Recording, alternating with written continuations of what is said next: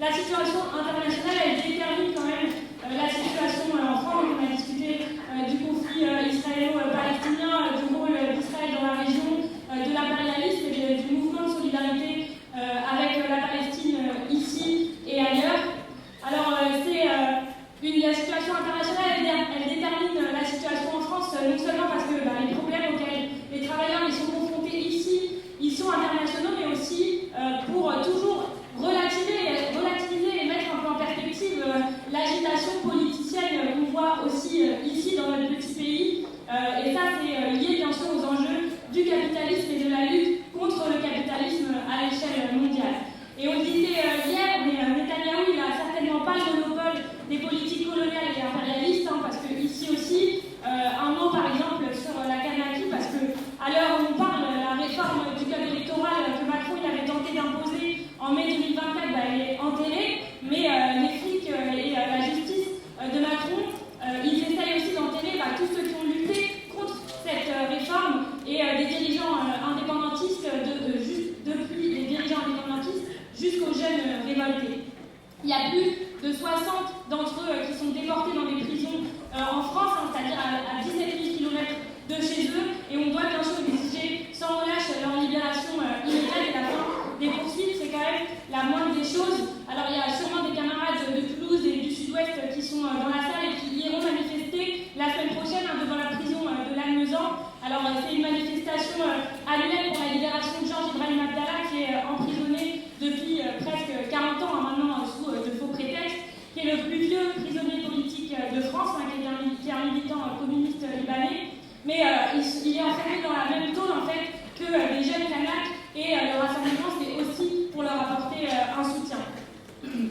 Et je voulais commencer aussi par exprimer toute notre solidarité évidemment pour les Martiniquais qui sont en lutte en ce moment même contre la vie chère, une lutte qui est vraiment pas très médiatisée ici, au cas où ça nous donnerait à nous des idées en métropole, parce qu'en fait les problèmes auxquels la population a fait face là-bas, c'est aussi des problèmes qu'on vit ici, mais qui s'expriment de façon d'autant plus violente. Et déjà en 2009, on avait vu en fait aux Antilles une lutte d'ampleur contre ce que les Antillais ont appelé et appellent encore la profitation. Alors qu'est-ce que c'est la profitation? Avec l'exemple de la Martinique, en fait, l'économie de ville elle est basée en majorité sur l'importation. L'importation et la distribution, c'est donc un peu les éléments clés de cette économie. En fait, cette chaîne-là, elle est détenue par 5 familles béquées, qui sont en fait les blancs descendants des colons. Et pour donner une idée, la vie chère là-bas, ça veut dire quoi? Un paquet d'Elichot, par exemple, je ne sais pas si tout le monde voit à peu près ce que c'est, ça coûte 7 balles. Un paquet de Pringles, ça coûte 5 €. Voilà, et ça, sachant que les salaires, ils sont encore plus bas qu'en métropole. Donc en fait, les prix, ils sont en moyenne 40% plus élevés qu'ici, mais il y a des prix qui sont 100% plus élevés, etc. etc. Et d'ailleurs, là, je ne sais pas si vous avez vu, là récemment, hier ou avant-hier, le gouvernement il vient de proposer une baisse de 20% que le collectif du RPP-RAC, qui organise en fait la lutte sur place, a refusé. Cette baisse de 20% quasi immédiatement proposée, alors quasi immédiatement, ils ont quand même tenté avant ça toutes les tentatives de répression en envoyant les CRS qui ont d'ailleurs été accueillis en règle par les manifestants dans l'aéroport et par les travailleurs de l'aéroport qui s'étaient mis en grève à l'occasion. Donc, et en installant un couvre-feu, après avoir tenté ça, ils ont quand même proposé assez rapidement cette baisse de 20%, et ça montre en fait à quel point les marges elles sont énormes en fait si tu peux proposer 20% comme ça de prime abord de baisse. Mais bon, donc, ce collectif il a refusé, et ça veut dire que la lutte elle continue, et c'est évidemment positif, et c'est évidemment un exemple de combativité et de détermination qui nous donne aussi de la force ici. On ne va pas revenir beaucoup plus en détail sur cette mobilisation parce que on n'a pas beaucoup de temps, mais vraiment, il faut que nous ici, on la popularise parce que des luttes, il y en a et ça en est la preuve. Mais ce qui est aussi intéressant, c'est dans les formes d'organisation de ce mouvement, et je donne juste un exemple à ce sujet, c'est que ce collectif-là qui a refusé cette baisse de 20%, elle a aussi refusé que les négociations avec le gouvernement, elles soient faites à huis clos. Et en fait, ils ont accepté de négocier que sous les yeux de l'ensemble en fait, des Martiniquais, c'est-à-dire en étant filmés pour garantir une certaine transparence. Juste imaginer qu'on puisse assister aux négociations dans les salons entre les directions syndicales, Sophie Binet et le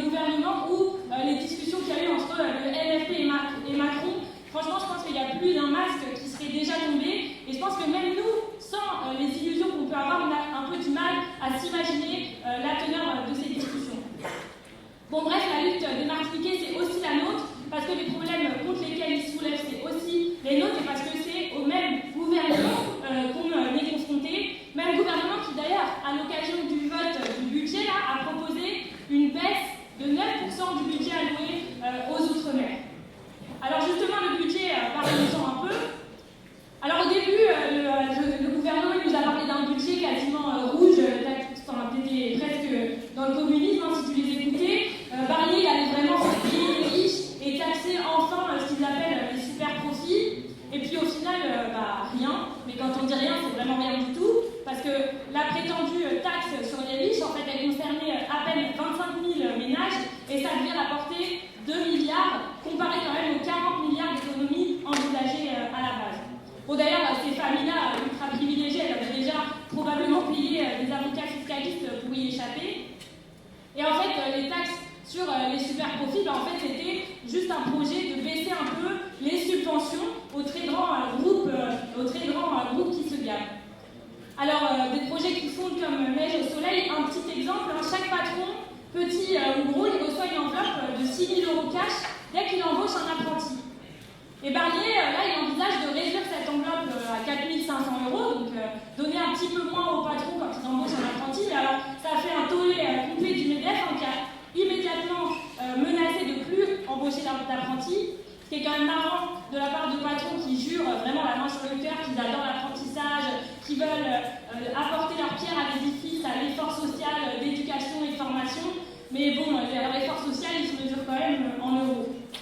Alors, pas de panique, le gouvernement il a envisagé déjà de reculer et de baisser le salaire net des apprentis, notamment en leur faisant payer la CSG, qui est une charge qui permet notamment de financer la sécurité sociale.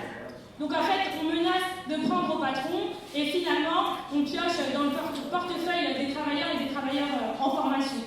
Un portefeuille qui est déjà peu rempli parce que le salaire d'un apprenti, c'est une fraction du SMIC sans aucune cotisation patronale. Donc, comme on le dit toujours, c'est un bel apprentissage de l'exploitation et en fait, c'est un aperçu très précis du monde du travail et de, bien sûr, la nécessité de mener la lutte collective contre l'exploitation. Mais en fait, ce budget, c'était quoi? C'est faire des économies sur le dos des plus pauvres. C'est 400 millions d'économies prévues sur l'assurance chômage, alors qu'il y a 20 200 licenciements qui ont été décomptés en 2024. C'est des coûts budgétaires aussi pour la sécurité sociale, pour l'éducation, avec 4 000 postes d'enseignants en moins qui sont prévus, pour la santé aussi, pendant que le budget de l'armée, lui, il augmente de 3,3 milliards d'euros pour atteindre 50,5 milliards et en fait remplir les carnets de commandes des fleurons de l'industrie de l'armement. Alors c'est tout un programme pour le patronat et contre nous tous qui se dessine de plus en plus concrètement, ouvertement et qui se vit de plus en plus concrètement. Quand on parle de découverte des 10 du mois où tout notre salaire il paye les factures, les courses, le loyer et qu'il ne reste plus rien, quand on voit les étudiants contraints à faire la queue devant les banques alimentaires ou vivre dans des cages à poules, toute cette réalité-là, tout le monde ici peut la discuter assez facilement dans nos lieux de travail et dans nos lieux d'études parce qu'on y est tous confrontés. Et sur cette situation, en ce moment, je voulais donner un exemple, c'est celui des licenciements parce que ça fait énormément d'actualité. Je vous disais 20 200 licenciements en 2024 qui ont été décomptés. Alors il y en a beaucoup dans la métallurgie et notamment dans la sous-traitance automobile. On a vu Valeo, on a vu MA France qui sont en lutte depuis des mois contre la fermeture de leur usine. Alors là, sur les licenciements, tous les politiques ils s'en emparent, surtout la gauche, d'ailleurs pour crier contre les délocalisations et la nécessaire réindustrialisation de la France, ça nous donne quand même un peu une idée d'à quel point les idées nationalistes de l'extrême droite, en fait, elles ne restent pas du tout limitées aux partis qui s'en revendiquent. Mais en fait, la majorité de ces licenciements, ce n'est pas les conséquences de la délocalisation, et ça c'est hyper important de le comprendre. La majorité de ces licenciements, c'est bien plus ce qu'on appelle en fait des gains de productivité. Ça veut dire quoi, gain de productivité? Ça veut dire que le patronat, en fait, il va exploiter dans l'automobile moins d'ouvriers, mais qu'il va les exploiter plus pour créer sa plus-value et son profit.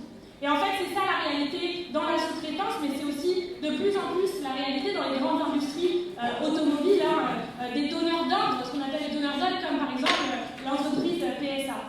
Alors là-bas, par exemple, la PSA, la boîte, elle fait de plus en plus recours à l'intérim, qui permet en fait, d'ajuster ses besoins de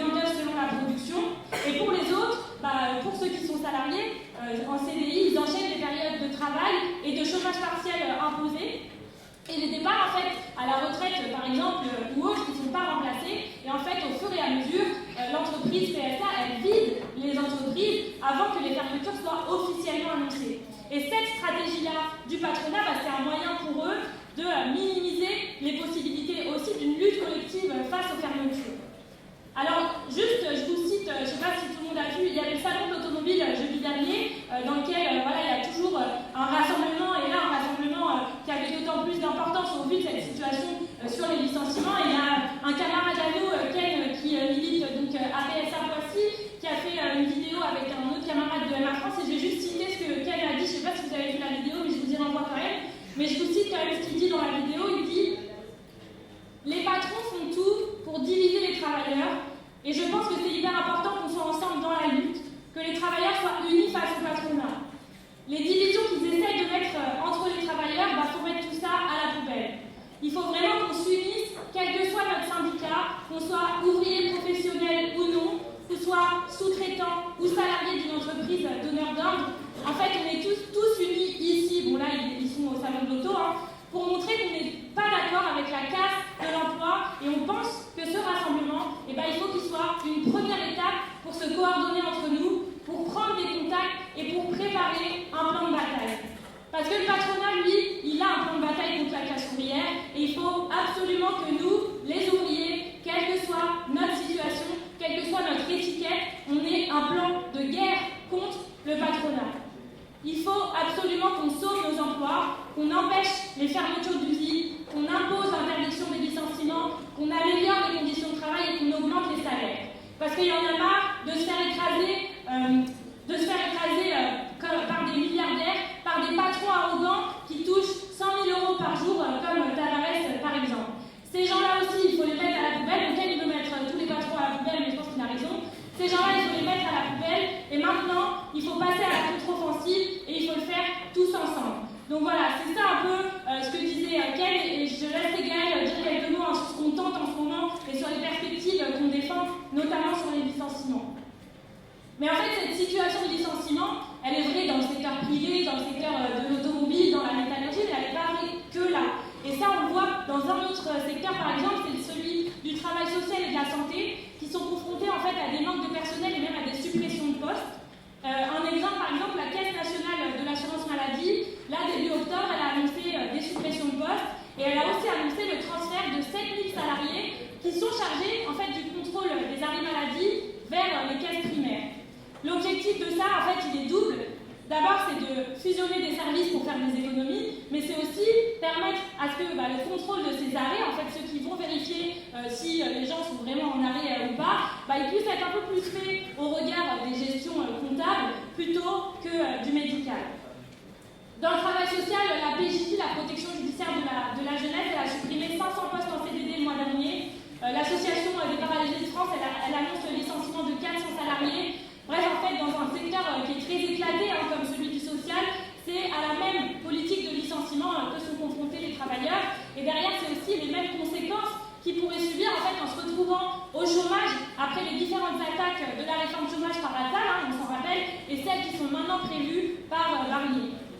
Mais c'est aussi toutes les logiques politiques qui se cachent derrière la situation d'aujourd'hui qu'il faut qu'on arrive en fait à décortiquer et à régler. Alors, ceux qui étaient déjà au NPA il y a quelques mois s'en rappellent, on a vécu une période électorale qui a été assez intense jusqu'à la rentrée et qui a marqué en fait dans les urnes une réalité qu'on sent depuis un certain temps, qui est la montée de l'extrême droite, et ça bien au-delà des frontières nationales ou européennes. Alors on l'a vu aux européennes, avec les 30% pour l'extrême droite de Le Pen et Bardella. On a vu aussi cette dissolution de l'Assemblée comme un aveu d'échec de Macron.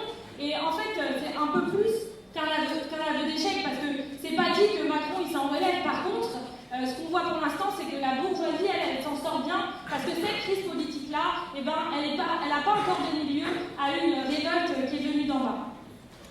Bref, donc cet aveu d'échec, c'était l'objectif après la dissolution de l'Assemblée, c'était clairement de se reformer une majorité qui puisse en fait tenir la route et de minoriser la gauche radicale, soi-disant de la France insoumise, qui en fait attendent la main une nouvelle fois à l'extrême droite. Alors ça a été des mois de tergiversation pour finalement mettre à la tête du gouvernement Michel Barnier, quand même, qui est on peut je pense qualifié assez facilement comme le bon chien de garde en fait de la maison commune entre Macron et ses équipes et le Rassemblement national. Parce que quand même, dans la situation, le gros marqueur politique, c'est ça, et ça nous indique en fait le sens dans lequel les politiques elles vont être menées, et c'est bien ce gouvernement il dépend du bon vouloir du Rassemblement national pour faire passer ces attaques, et il va bien falloir à Barnier donner quelques gages au Rassemblement national. Alors si le gouvernement veut que le Rassemblement national il vote leur budget anti-pauvre, donc pour l'instant ils ont annoncé qu'ils ne le voteraient pas, ce qui laisse penser qu'ils vont s'abstenir, il va falloir en échange en rajouter une couche sur leur obsession contre les migrants et tous les immigrés. Et en fait c'est de cette combinaison politique là que Retailleau il sort de son chapeau quand même la préparation d'une nouvelle loi immigration. Alors avant de présenter cette nouvelle loi, il a quand même envoyé une circulaire au préfet en octobre pour s'assurer que déjà les préfets utilisaient déjà bien toutes les dispositions qui étaient déjà introduites par la loi Darmanin-Le Pen. Mais si Retailleau lui présente une nouvelle loi, il faut quand même qu'on ait dans la tête que ce serait la 50e loi contre l'immigration depuis les années 80, la 50e loi contre l'immigration depuis les années 80 et qui va continuer de durcir les conditions de régularisation et notamment allonger la durée de rétention dans les CRA. Alors ça c'est vrai à l'échelle de la France, mais c'est vrai aussi à l'échelle de l'Union européenne, parce qu'il y a aussi à l'échelle de l'Union européenne une nouvelle loi anti-immigrés, un nouveau pacte qui est prévu quelques mois après déjà le prétendu pacte asile et immigration. En fait, cette Union européenne, elle est sous pression du renforcement de l'extrême droite partout, en particulier en Allemagne et en France, et elle envisage donc de pouvoir envoyer les migrants dans des pays tiers comme la Tunisie ou la Turquie. Comme en fait les conservateurs anglais l'ont fait il y a quelques mois quand même avec le Rwanda, bon là la Tunisie et la Turquie ils servent déjà de prison pour les migrants asiatiques et africains qui cherchent à gagner l'Europe. L'Union européenne finance ces pays-là à coups de milliards pour sous-traiter les camps de rétention de migrants qui sont de véritables prisons indignes. L'Union européenne, en fait, elle sous-traite, d'après les mots même de l'ONG Human Rights Watch, la violation des droits humains. Et ils veulent en rajouter en se permettant d'expulser les sans-papiers, non plus seulement dans les pays d'origine, mais y compris dans ces pays tiers. Alors ces lois racistes qui causent chaque année des milliers de morts en Europe, elles ont en fait plusieurs objectifs. D'abord, elles précarisent bien sûr particulièrement une partie des travailleurs ici en France qui sont contraints d'accepter des conditions de travail qui sont extrêmement dégradées et des payes de misère pour pouvoir survivre. Mais ce qu'il faut bien qu'on ait en tête, c'est que l'objectif de tous ces gouvernements au service du patronat, c'est pas d'empêcher l'immigration. Parce que même le MEDEF, il cesse d'avertir sur les besoins de main-d'œuvre qu'a le patronat ici en France. En fait, ces politiques-là, elles servent à rendre plus difficiles les conditions d'arrivée et à mieux contrôler le flux migratoire pour qu'il puisse correspondre en fait aux besoins de main-d'œuvre, y compris selon les différents secteurs. Alors franchement, quand on voit ça, la ficelle, elle est vraiment très grosse de taper sur la gueule des immigrés pendant que le gouvernement et le patronat, ils tapent en fait dans les poches de tous les travailleurs. Et à nos collègues qui sont un peu les plus démunis et qui moralement ont basculé vers le vote du Rassemblement national, c'est ce qu'il faut expliquer inlassablement et qu'on est un peu les seuls à dire, c'est que cette alliance entre Macron il faut qu'on explique ce que ça signifie cette alliance entre Macron et Le Pen derrière Barnier. Le Pen, elle n'est pas du côté des travailleurs, elle n'est pas plus du côté des travailleurs que ne l'était Macron, et la preuve, ils soutiennent le même gouvernement et son budget anti-pauvre. En fait, Le Pen, c'est du Macron, mais en plus raciste. Et là-dedans, il n'y a rien, vraiment rien pour les classes populaires. Il suffit de regarder le programme économique que vient de sortir l'extrême droite. Ils ont abandonné la réforme des retraites, la retraite à 60 ans, etc. Tout ça, ils ont laissé de côté. Donc, il n'y a rien pour les classes populaires, qu'elles soient noires ou blanches, et c'est tout pour les riches. Et il suffit d'écouter l'un de leurs imbéciles, franchement, il n'y a pas d'autre mot, Jean-Philippe Tanguy, expliquer que bon, il ne faut pas augmenter quand même les impôts des riches et qu'il faut encore supprimer des emplois dans les services publics. Vous voyez ça et puis vous cherchez la différence avec un Playmobil macroniste. En fait, il n'y en a pas, c'est évident pour nous, mais il faut le marteler et Le Pen ne peut pas sortir de cette séquence avec constitutionnelle, d'être le premier parti de l'Assemblée, et en même temps d'avoir, c'est-à-dire, elle ne peut pas sortir de cette séquence, elle ne peut pas laisser faire ça de la respectabilité institutionnelle d'un côté d'être, oui, le premier parti de l'Assemblée, etc., et en même temps une aura un peu anti-système de ceux qu'on n'a jamais essayé. Donc, on n'a jamais essayé, mais c'est quand même le premier parti de l'Assemblée, et c'est quand même ceux qui quittent la politique qu'on est en train de subir en ce moment, et c'est vraiment cette logique-là qu'il faut qu'on arrive à expliquer. Alors, l'ouverture des frontières et la liberté de circulation, ça a été un thème de campagne qui était extrêmement important pour nous, contre le racisme et pour défendre l'unité de notre classe. Et là encore, c'est une lutte d'ensemble de l'ensemble des travailleurs, derrière les travailleurs sans papier pour leur régularisation, qu'il faudrait, pour faire éclater la pression mise à cette partie de notre classe. Dans les chantiers, dans la livraison, dans le transport, à l'hôpital, en fait, on a tous et toutes sur nos lieux de travail, on croise ces travailleurs et ces travailleuses qui sont souvent moins bien payés et encore plus exploités qu'on ne l'est nous-mêmes. Et là-dessus, je renvoie à un documentaire qui s'appelle On vient pour la visite. S'il y en a qui n'ont pas encore vu, en fait, c'est un documentaire qui retrace une grève de travailleurs sans papier qui a eu lieu en 2008. Et c'est en fait une grève de travailleurs sans papier qui bossaient dans des agences d'intérim et qui, malgré leur éclatement, se sont organisés et se sont réunis pour obtenir des papiers. Et ça donne un petit exemple de ce qui est possible concrètement et de ce qui s'est déjà fait en fait sur cette question-là. Alors, ces lois contre l'immigration, elles permettent aussi de diviser les travailleurs en pointant du doigt un ennemi responsable de tous les problèmes auxquels la population peut faire face. Et en fait, ça, c'est la rhétorique principale de l'extrême droite, qui s'utilise à chaque fois que c'est possible. Et là, ces derniers temps, on l'a bien vu, ils surfent aussi sur de nouvelles vagues, contrairement à Le Pen père et ce qui était un peu historiquement le FN, et ils surfent notamment sur la vague du féminisme. Alors, sur le procès Pellico, à part une ou deux déclarations un peu distraites quand même sur les réseaux de soutien à Gisèle Pellico, en fait, le Rassemblement national, clairement, on ne les a pas entendus.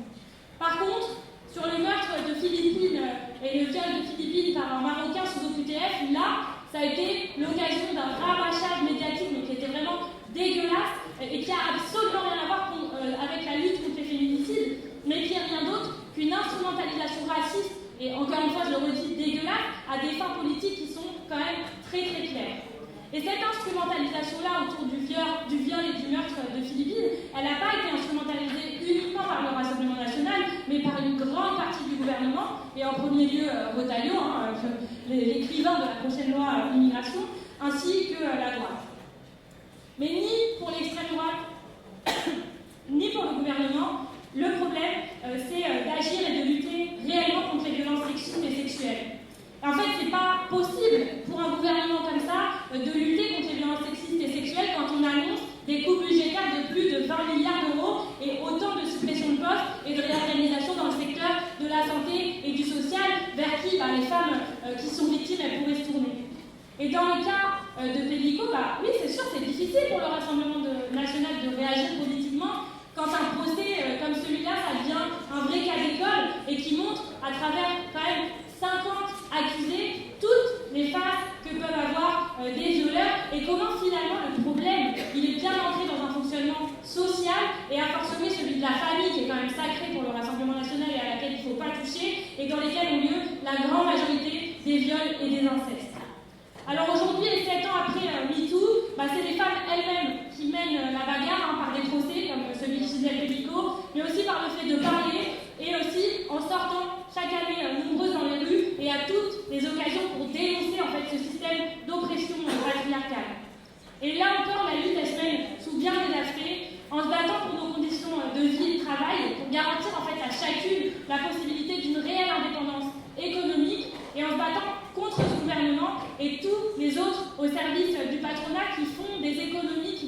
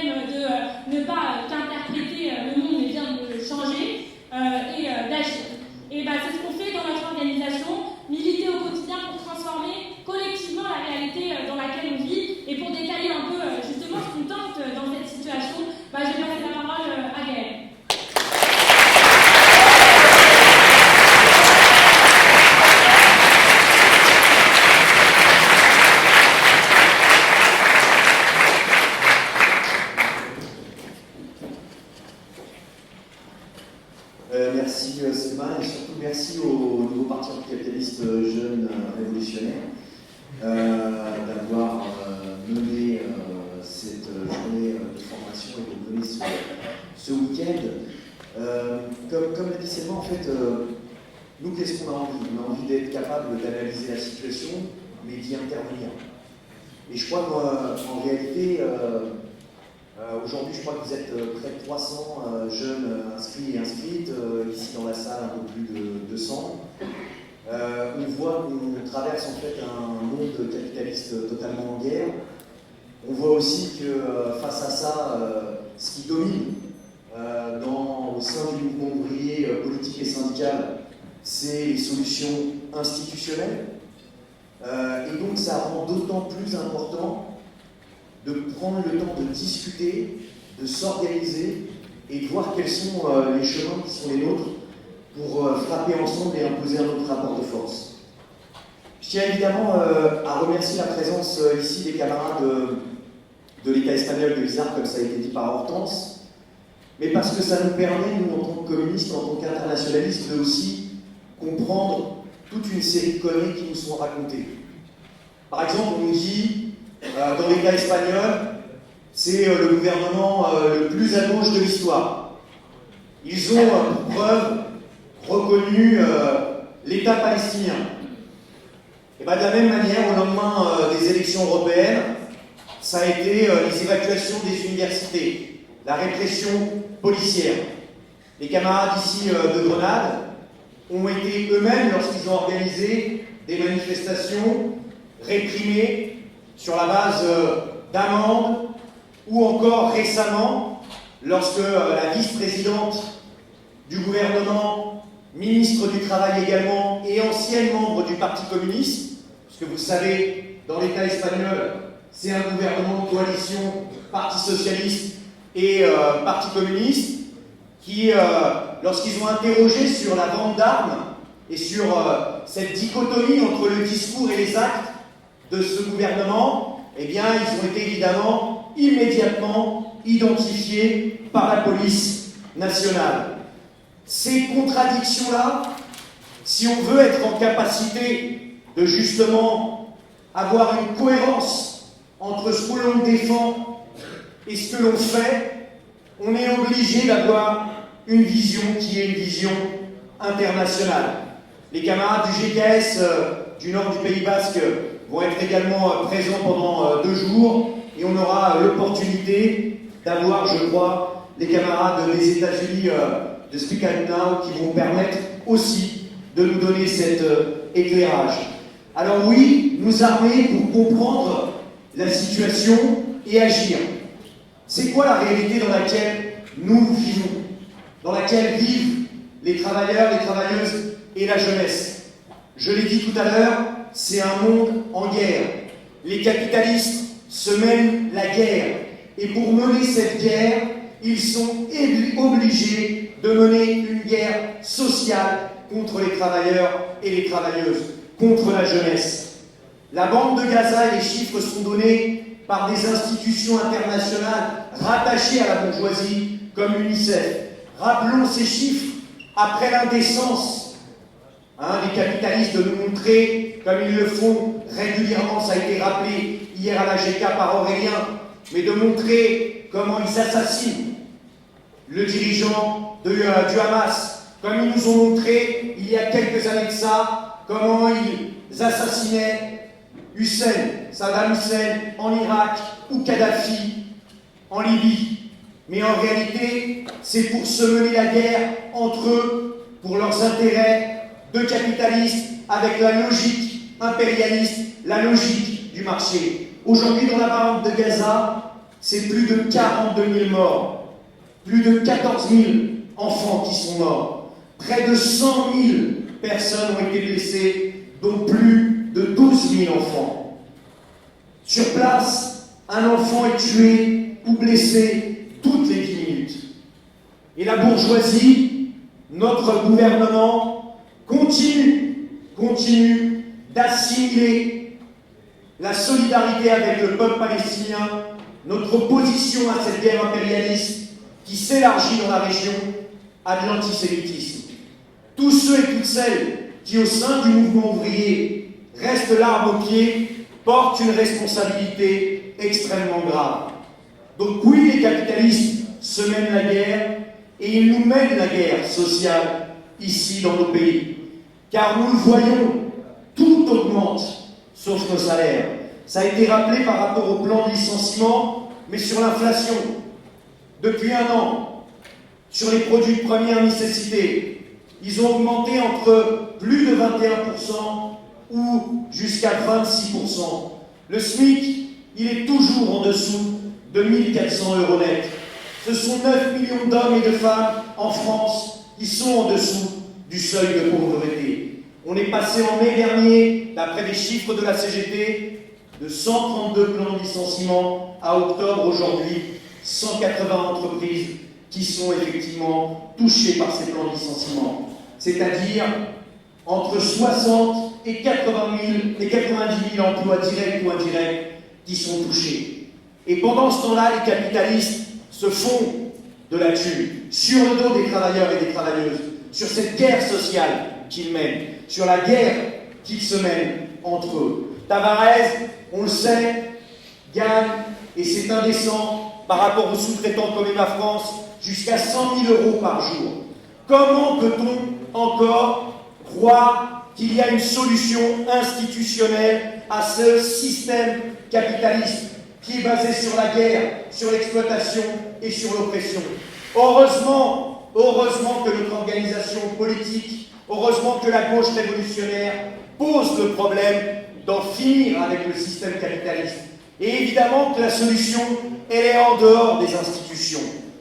Aujourd'hui, on le dit fraternellement, mais on le dit fermement aux militants ouvriers, aux jeunes qui se reconnaissent vis-à-vis du Parti communiste, vis-à-vis de la France insoumise.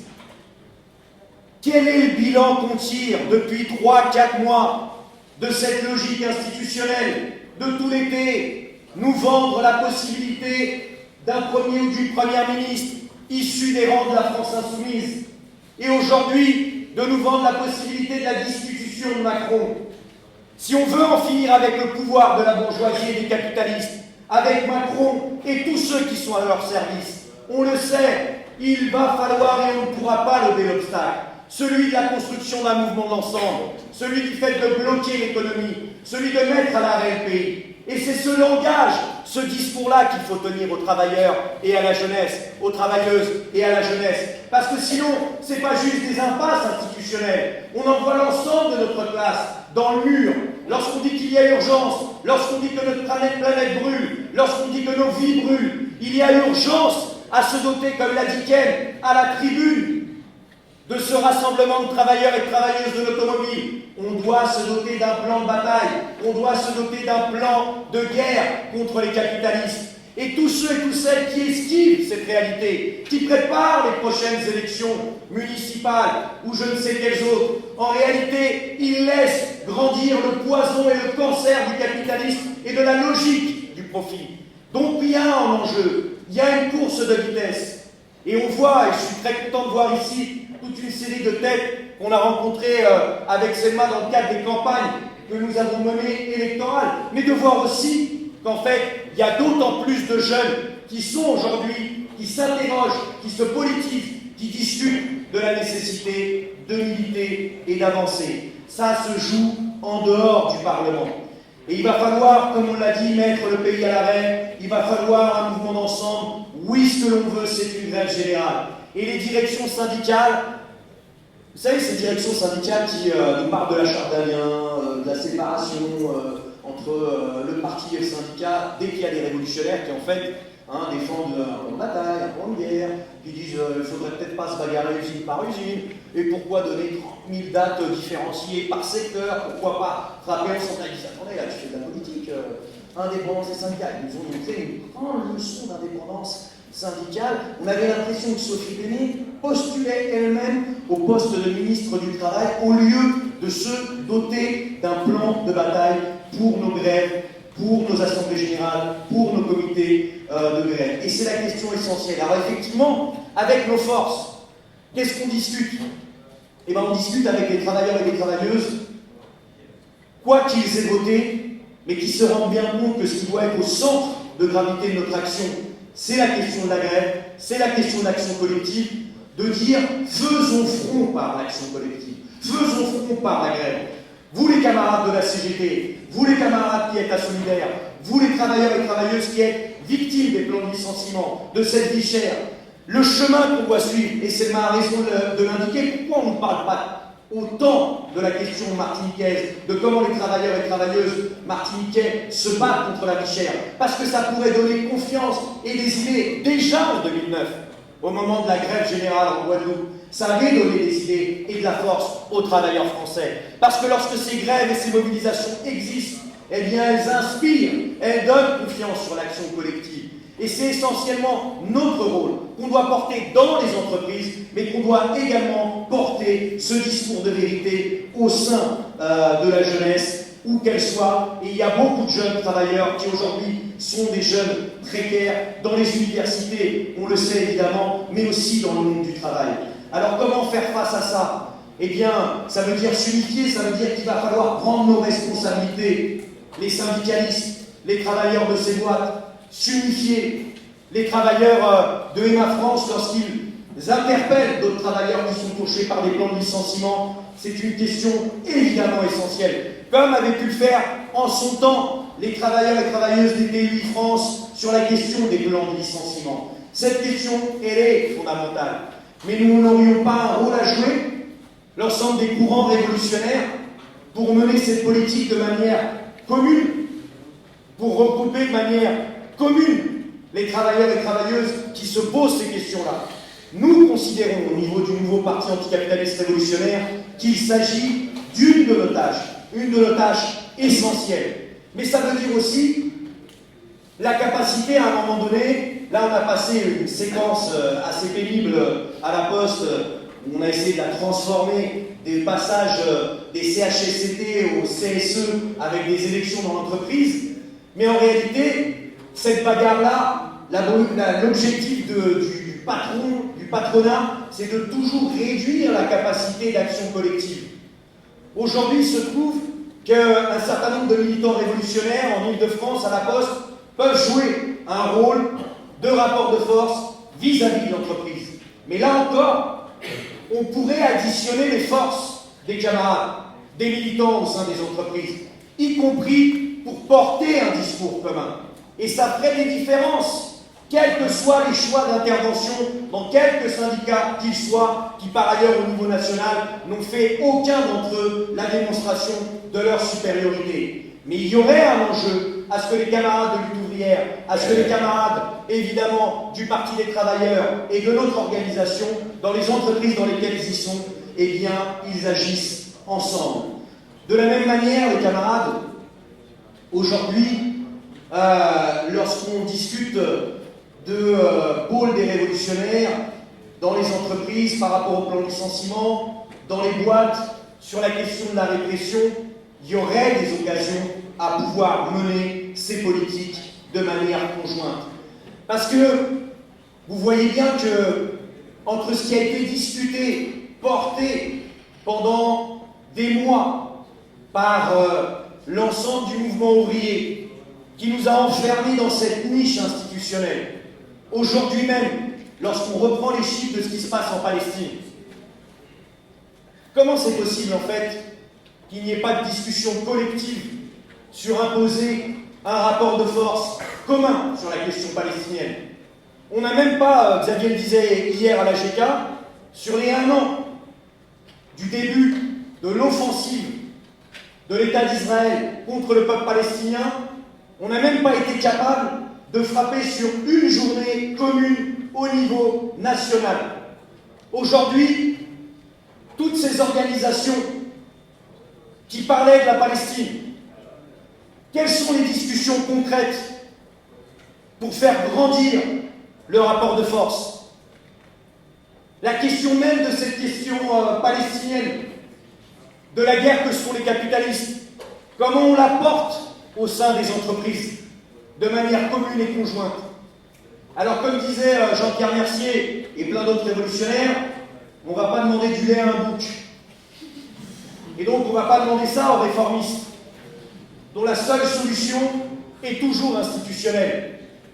Mais nous, les différentes organisations révolutionnaires, On n'aurait pas une responsabilité, un rôle à jouer, y compris sur la question palestinienne. Des divergences existent. Nous sommes concrètement, pour dire clairement, par exemple sur la question ukrainienne, où c'est plus d'1 million de morts, recensés par les bourgeois, plus d'1 million de morts. Nous serions clairement pour dire, et nous sommes clairement pour dire que les troupes russes doivent quitter le territoire ukrainien. C'est un désaccord qu'on a avec nos camarades de lutte ouvrière. Mais est-ce que l'opposition à la guerre, le fait de dire que ces capitalistes se font la guerre au travers de l'Ukraine, que justement aujourd'hui l'impérialisme dominant qui est celui des États-Unis porte une responsabilité principale, on ne serait pas capable de le dire ensemble? Ça ne jouerait pas et ça ne ferait pas une différence dans les entreprises, dans la rue, au niveau de la jeunesse? Évidemment que oui. Et c'est pour cette raison, quelle est la chance inestimable que nous avons? Nous sommes dans une organisation, le NPA révolutionnaire, qui ne porte pas juste dans ses écrits, ses thèses de congrès, ses résolutions de direction nationale, la question de l'unité des révolutionnaires. On l'a fait au moment des élections, et on le refera. Mais c'est un discours, une politique que l'on sait fondamentale et que l'on porte sur l'ensemble de notre organisation, pour l'ensemble de nos interventions. Et ça fait une énorme différence de ne pas juste la défendre de manière minimaliste. Évidemment, si une organisation politique aujourd'hui portait ce discours, quels arguments on pourrait avoir en face pour contrecarrer ça? Je veux bien qu'on nous dise, allez, bon, comme on n'est pas d'accord, au moment des élections, eh ben, ça permet d'additionner les voix, et puis ça permet d'avoir encore plus de possibilités d'avoir un accès aux médias. Mais face à la construction d'un rapport de force, frapper ensemble, c'est essentiel ou pas, camarades de révolution permanente? C'est essentiel ou pas, camarades de lutte ouvrière? C'est essentiel ou pas, camarades du Parti des travailleurs? Lorsqu'il y a en dispute cette logique institutionnelle et d'impasse institutionnelle, exprimer de manière commune, montrer la force que peut représenter la gauche révolutionnaire, par des meetings, par des manifestations, par des expressions communes, ça permet ou pas de renforcer le discours et la confiance sur le fait que c'est l'action collective qui permet d'en finir avec le pouvoir du patronat et des capitalistes? Nous sommes convaincus que c'est le cas. Et nous voulons mener cette politique de manière offensive, dans les universités, dans les entreprises et dans les quartiers. Parce qu'il y en a marre de ces doubles discours. Ça va de la question palestinienne, avec l'exemple que je donnais de l'État espagnol et d'un gouvernement qui reconnaît la Palestine et réprime de l'autre côté. Regardez les images, franchement. Le lendemain des européennes, paf, ils évacuent toutes les universités dans l'État espagnol qui étaient occupées sur la Palestine. Mais ça va aussi sur des questions aussi simples, aussi basiques que le droit à l'éducation. En France, ici, toutes ces universités dirigées par la gauche bien pensante, qui se dit incapable de pouvoir inscrire 20, 30 étudiants par université dans la 6e ou 7e puissance mondiale, et qui dit c'est le rectorat. Mais comment pouvons-nous avoir confiance en ces gens pour changer quoi que ce soit alors qu'ils ont peur du rectorat? Ils ont peur du ministère de l'enseignement supérieur? Que vont-ils faire face à la guerre qui est déclarée entre capitalistes? Rien. Rien. Et on n'oublie pas ces doubles discours. Bruno Ibrahima, veilleur de nuit à la ville de Paris, qu'ont-ils fait? Il y a un supérieur hiérarchique qui, parce qu'ils sont noirs, leur a dit vous êtes des feignants. Ils sont énervés, ils sont agités. La ville de Paris, c'est pas Barnier, c'est pas Le Pen, c'est pas Macron, demande la révocation de ces travailleurs. Par l'action collective et la dénonciation, ça passe à 12 mois. Ils viennent de prendre hier la sanction de 6 mois de révocation, et 2 veilleurs de nuit. Alors que le supérieur hiérarchique, qui était membre de l'UNSA, a été giclé, viré de son syndicat pour les propos qu'il a tenus et les attitudes. L'UNSA, qui vire un mec, je veux dire, c'est que Clairement, le gars a fait vraiment des choses pas bien. Et la mairie d'unité de gauche, d'union de la gauche, est même pas capable de donner la parole à ces travailleurs pour qu'ils s'expliquent, pour qu'ils s'expriment. On le redit avec force. En fait, quand on dit urgence, quand on dit on n'a pas le choix, on dit surtout aussi qu'il y a des possibilités. Notre force la plus importante, c'est qu'on fait tout tourner. Sans nous, rien ne fonctionne.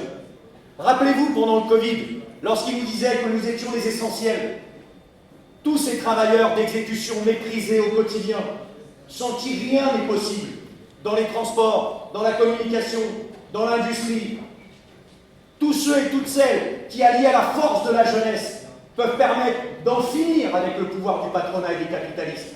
Mais pour ça, il faut se doter d'organisations, d'interventions, de politiques coordonnées, à l'échelle nationale et à l'échelle internationale. Et l'enjeu de s'organiser, on n'a rien à y perdre. On vit dans un monde où on nous façonne, on nous broie. On aurait à perdre notre identité en étant dans des organisations révolutionnaires, communistes et internationalistes. C'est la meilleure façon de se forger, pas juste un esprit critique, mais une capacité de devenir quelque chose d'autre qu'un outil pour l'exploitation, quelque chose d'autre qu'un outil pour l'oppression, quelque chose d'autre que juste l'objet structurel du système capitaliste. Et c'est ça que l'on propose, en se confrontant à cette réalité, en utilisant les moyens de la lutte des classes. Alors je l'avais dit au moment des RER, les camarades de Lille, jeunes et moins jeunes, avaient sorti carte postale avec la citation de Rosa Luxembourg. Cette question de révolution qu'ils veulent rendre si inaccessible. Rosa, elle disait, avant qu'une révolution arrive, elle est perçue comme impossible. Après cela, elle est considérée comme inévitable. Le fait d'être communiste, le fait d'être révolutionnaire et internationaliste, c'est construire une organisation, un parti, une internationale qui participe à rendre inévitable ce qui aujourd'hui paraît impossible. Et on met notre petite pierre à l'édifice grâce à SWEF. Merci à vous les camarades.